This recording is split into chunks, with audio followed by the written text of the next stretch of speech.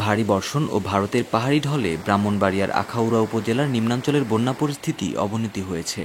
বুধবার রাত থেকে বাড়ছে পানি।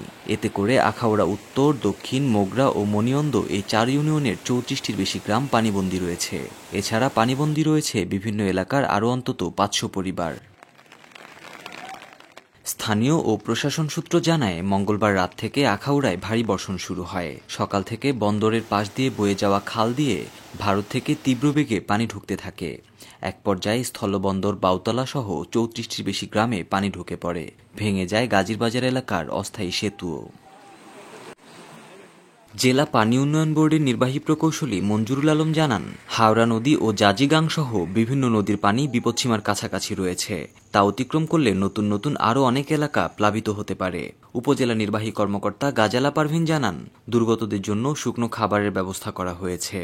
এছাড়া জেলা প্রশাসন থেকে ত্রাণ বরাদ্দ পাওয়ার সঙ্গে সঙ্গে দুর্গতদের মধ্যে তা বিতরণ করা হবে।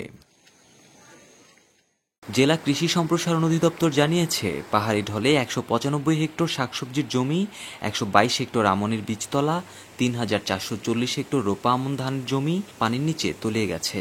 দ্রুত পানি সরে গেলে ক্ষয়ক্ষতির সম্ভাবনা কম, তবে পানি দীর্ঘস্থায়ী হলে ক্ষয়ক্ষতি বাড়তে পারে।